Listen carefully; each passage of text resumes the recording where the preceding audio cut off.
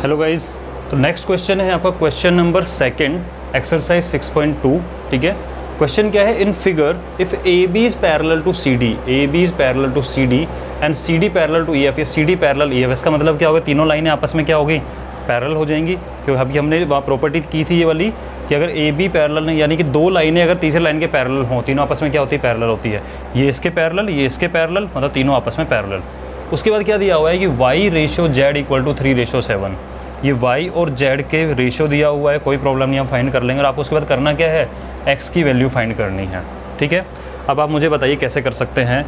अच्छा, क्या y और z में अभी कोई प्रॉपर्टीज़ का यूज़ कर सकते हैं? y और z में अभी ऐसी कोई प्रॉपर्टी नहीं इसका आप यूज़ कर सकते हो, लेकिन एक काम जरूर कर सकते हो, अगर ये y है तो ये भी क्या होगा, y। क्यों? Vertically opposite. ठीक है ना, क्या हो जाएगा, ये वर्टिकली अपोजिट हो जाएगा। अब उसके बाद देखो बेटा, डायग्राम भी बहुत इंपॉर्टेंट चीज़ होती है। अब आप डायग्राम में आपने y मेंशन कर दिया यहाँ पे। अब मुझे बताओ, ये y और z ये क्या हो गए, ये हो गए interior angle on same side of transversal, और ये दोनों का सम क्या होता है, 180 डिग्री। ठीक है, नाउ डायग्राम में मेंशन जरूर कर देना। फिर बताओ आप मुझे एक चीज़ को कि y plus z equal to 180 degree होगा। क्यों? रीजन लिख देते हैं, interior angles on same side of transversal are supplementary. ये क्या होते हैं, सप्लीमेंट्री होते हैं। सप्लीमेंट्री का मतलब क्या होगा, इन दोनों का सम क्या होता है, 180 डिग्री। ठीक है, उसके बाद हमें गिवन है y रेशियो z है 3:7। अब आप लिखोगे इसको इक्वेशन नंबर 1 मान लो। गिवन क्या है हमें कि y रेशियो z जो है वो है 3:7। तो क्या मैं इसको 3x और इसको 7x मान सकता हूँ? बिल्कुल मान सकते हैं। ठीक है, अब हमें गिवन है कि y plus z equal to 180 degree, यानी इन दोनों का सम 3x और 7x का सम क्या है, 180 degree. So from equation number 1 आप क्या लिख सकते हो, y की जगह लिखोगे 3x प्लस z की जगह हो जाएगा 7x, y 3x है, z 7x है, इक्वल टू 180 डिग्री। यानी कि 10x की वैल्यू हो गई 180 डिग्री, यानी x की वैल्यू हो जाएगी 18 डिग्री। ठीक है, 10 से डिवाइड हो जाएगा। ये x की वैल्यू है, इसका मतलब y की वैल्यू क्या हो गई यहाँ से, ये कौन सा x है। अच्छा, अगर आपको कन्फ्यूजन हो रहा है इस चीज़ को लेके, सर x ये वाला तो नहीं हो गया, तो एक काम करते हैं, इसको x मत मानो, आप इसको m मान लो, 3m और 7m। ठीक है, तो ये वाली चीज़ आपकी हो जाएगी, ये 3m हो जाएगा, ये 7m हो जाएगा, ये यहाँ से 10m हो जाएगा, और यहाँ से m की वैल्यू निकल जाएगी 18। अब आप मुझे बताओ y की वैल्यू क्या है, 3m। 3m मतलब 3 multiply by m means 18 degree, 18 3 जा 54, और यहाँ से z की वैल्यू है 7m, यानी कि 7 मल्टीप्लाई 18 डिग्री 126 डिग्री। ठीक है, y है 54 और z है 126। इसको ज़रा डायग्राम में मेंशन कर लेते हैं एक बार। तो z की वैल्यू निकल के आई आपकी यहाँ से 126 डिग्री, और ये y की वैल्यू निकल के आई आपकी 54 डिग्री। तो ये वाला y भी क्या हो जाएगा, 54 डिग्री।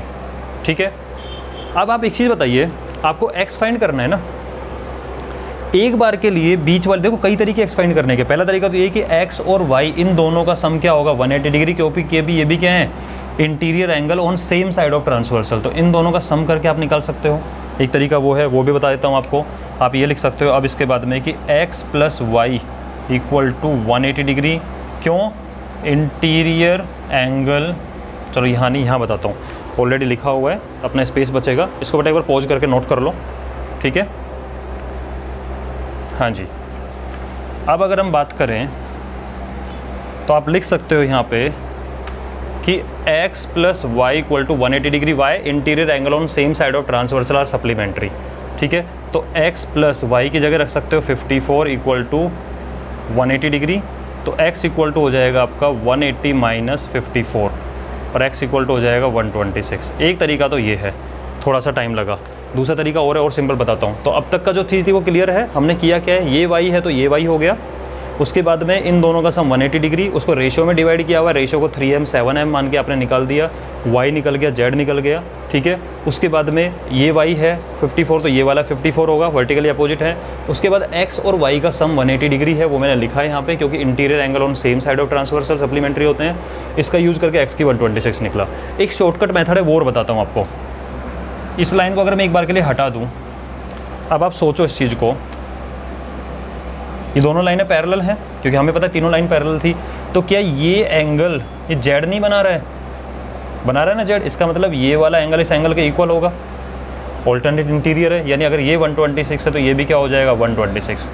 तो आपको समझाने के लिए लाइन इरेज की, हम समझ सकते हैं कि ये अगर पैरेलल हैं तो ऑल्टरनेट इंटीरियर इन दोनों को लेके भी आप समझ सकते हो। तो इसका यूज़ करके आप लिख सकते हो, क्या लिखोगे आप इसको, कि x and z are alternate interior as AB is parallel to EF, AB is parallel to EF, ये alternate interior है, ठीक है। इसका मतलब यहाँ पे क्या हो गया कि x is equal to z आ जाएगा, इसका मतलब x की वैल्यू z की वैल्यू की इक्वल 126। ये छोटा सा मेथड हो गया करने का, इसका यूज भी कर सकते हो आप, दोनों कर सकते हो, ये ज़्यादा ईजी है अगर डायग्राम की नॉलेज है आपको, अदरवाइज आप उसका यूज़ कर सकते हो अगर कन्फ्यूजन थोड़ा सा होता है तो। लेकिन कन्फ्यूजन नहीं होगा, पूरा डिटेल में बताया है मैंने, तो आप x की वैल्यू निकाल सकते हो, ठीक है।